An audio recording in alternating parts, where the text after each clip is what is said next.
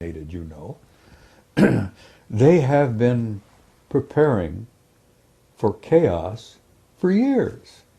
It initially was initiated by the thermonuclear threat with the Soviets. Underground, fallout shelters where we could go. We had our own air conditioning. We can have our own food supplies and our own water supplies. That was a program that began that I worked very closely with when I was with FEMA over the years.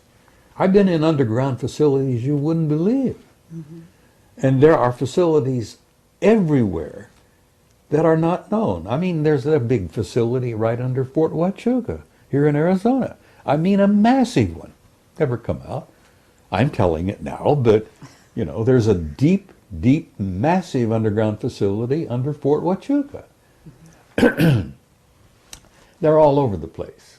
And I went to a Department of Energy school at Camp Mercury in Nevada. That was the first time I visited Site 51. I may have shared that with you. Anyhow, I went to school in 79. Department of Energy school on radioactive emergency disaster response, anyhow. So you went into the underground base at 51? No, I talked to the guys who built some of them. I also took a bus ride over the pass from Camp Mercury, which is the atomic test facility there. I went into Site 51, Groom Lake, from the rear. And it was no big thing, just a tremendous facility there. Most of it was underground. And the hangars... So okay, first they reacted to the Soviet threat and all that, and the nuclear It'll build war. up slowly, and it's already subtly begun. And they don't want to talk about it. No one wants to share it. I mean, look, for God's sake, the lid they've kept on the reality of ET activity on the moon and Mars. Mm-hmm. Oh, with the ridicule factor and the lid coming down, and I think Mendelberg did lose his life because he said too much. He says, oh, it seems to be a rather nice planet, and we know about it, and all we need to do is name it. And then, bless his heart, he had never had a heart problem, but within a year he was dead with a heart attack. When Ike met that crowd at Muroc, which is now Edwards, right, in '54, he met the Anunnaki. Mm. Poor Ike, not long after that, had a heart attack. Mm. It was more than he was able to deal with. The shock of that reality took a toll on him. Hmm. And that's one of the reasons why the Brookings report reached the conclusion it did. You can't tell those poor folks out there all this. They couldn't handle it. Well, BS, they can handle it. Damn, human beings can handle anything. I mean, I have to agree with you. We've gone through hell over the centuries. If we could handle Attila the Hun and Adolf Hitler, we can handle anything. We've been designed to handle anything. We haven't been designed to live very long. But then again, there's another story there. Right. Where did you think that this tremendous outpouring of knowledge on the double helix, our RNA, our DNA, and all of that has been coming forth? Is there some connection with the fact that maybe we now have a relationship with the guys who originally designed us in the first place?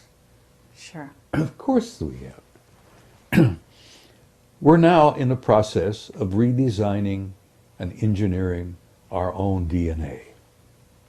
And we're being told how, we're being shown how. And thank God they're sharing it with us now, because the first time poor old Adama and Iwa wanted the knowledge, they threw him out of the garden, as it were, And that's another thing I want to talk about briefly in passing, is that there's no such thing as original sin. And that's a crock of manure that's been forced down your throats for thousands of years. There's no such thing as original sin. The human race never fell, it was pushed. And this species that you and I are a part of, this beautiful, wonderful, hopefully incredible race of humans, does have a future, and it is in the stars. And we are going out there to reclaim our rightful place, where we should have been in the first place. Okay, and this gets into the secret space program and terraforming, because there is some terraforming going on, preparing for what might happen if Nibiru comes through and if the Earth is in such a state. We're talking about terraforming Mars, maybe beyond. Have you heard things about this? Yes, terraforming is a fine art. It's been going on for millions of years. The Earth itself was terraformed. Right. You know, it was prepared. The garden was prepared for life. And then life was introduced and has been nurtured since, from the very beginning. Terraforming is a fine art, and some of those guys out there who've been around a billion years are pretty good at it. So, you see, I don't know whether they're planning to re-terraform us after Nibiru passes, or are they going to try to help alleviate the damage in the meantime? I would suspect that the latter. Maybe they are planning, through their engineering genius, and my God, the fact is that, you know, they've got artificially constructed objects in space in the rings of Saturn that are over 2,000 miles long. Spaceships, 2,000 miles long. I have pictures. I'll share next week. Okay, what about John Walson? You know, are you familiar with his pictures of the craft around the sun? I've heard of it, but I haven't seen them. Just wondering. We've got objects. I have photographs taken by Apollo 13 of alien ships 5 miles long, and I'm showing those over in San Jose. Wonderful. Now, those were taken by our own astronauts.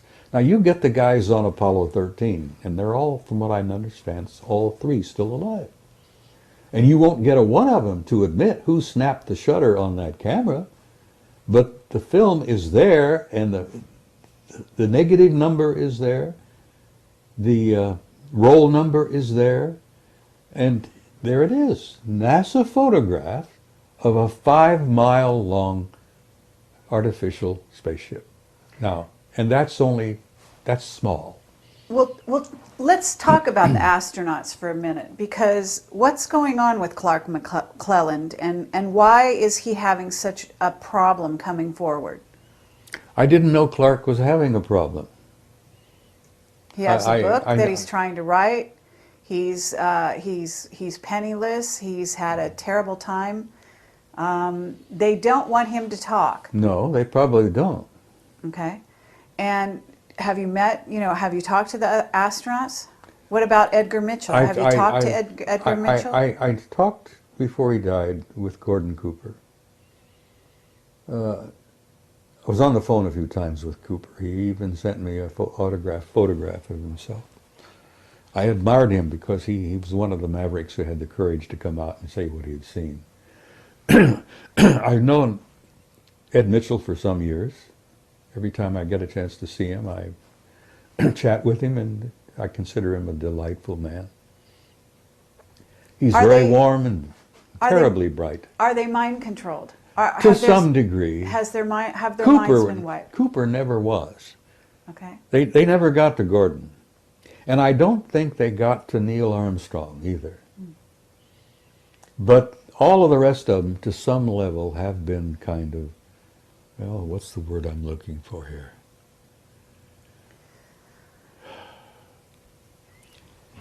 They have been conditioned not to speak. And in some cases, they may have been hypnotically affected to not remember. Dark mission, Hoagland says, and the evidence is pretty clear, that they hypnotically debriefed, is what they call it. But supposedly they were hypnotized to help them enhance their memory and to recall. And apparently some of them had been hypnotically